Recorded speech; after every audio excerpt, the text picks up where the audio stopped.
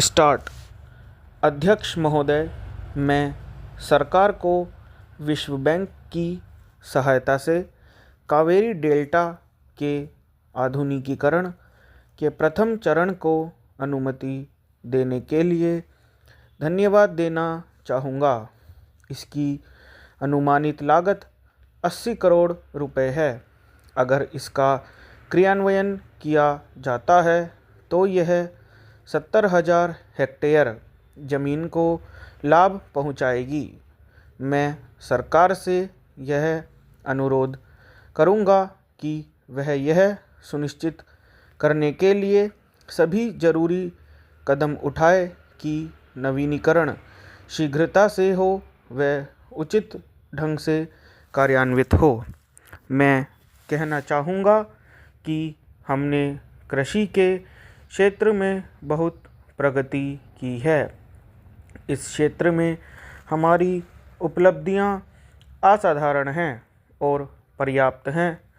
हालांकि किसान अभी भी खुश नहीं हैं क्योंकि अपने उत्पादन के लिए उन्हें लाभकारी मूल्य नहीं मिल रहा।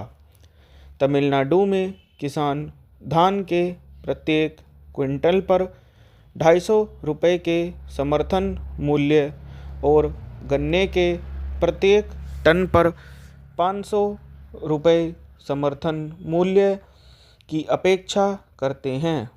अन्य उत्पादों पर भी सरकार द्वारा लाभकारी मूल्य निश्चित किया जाना चाहिए ताकि किसानों को ऐसा मूल्य प्राप्त हो जिससे वे अपना निर्वाह कर सकें। हमारे पास तिलहन की कमी है। हमें इसके आयात पर निर्भर रहना पड़ता है।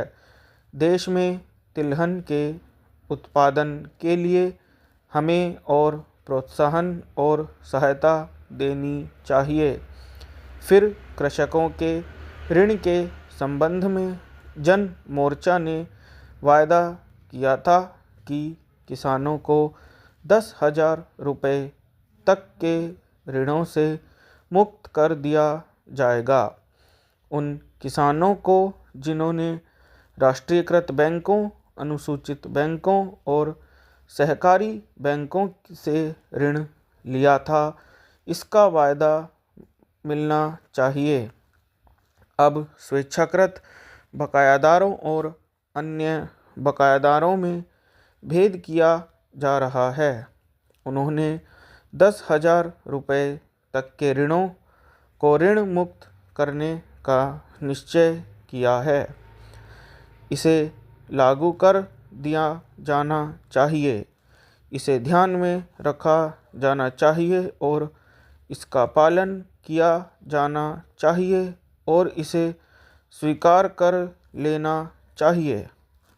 मुझे बताया गया है कि कल और आज तमिलनाडु में भारी वर्षा हुई और तूफान आए।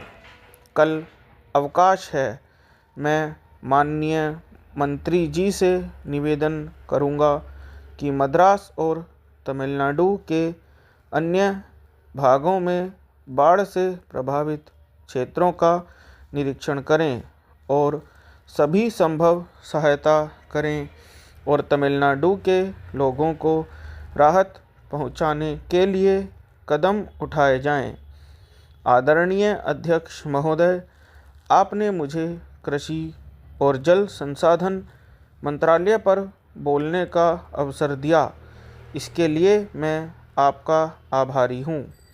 महोदय, भारतवर्ष कृषि प्रधान देश कहा जाता है और यह कहा जाता है कि यहाँ पर 80% लोग खेती करते हैं। इस देश की धरती बड़ी उपजाऊ है। मजदूर सस्ता मिलता है। किसान मेहनती है। जाड़ा, गर्मी, बरसात के मौसम यहाँ पर हैं। अर्थात कुल मिलाकर इस देश में ऐसी परिस्थिति है जिसके माध्यम से इस देश को एक बहुत अच्छा देश बनना चाहिए था। यहाँ पर अच्छी उपज होनी चाहिए थी और इस देश को केवल अपने देशवासियों का ही भरण पोषण नहीं करना चाहिए था, बल्कि पूरी दुनिया को अनाज निर्यात करना चाहिए था।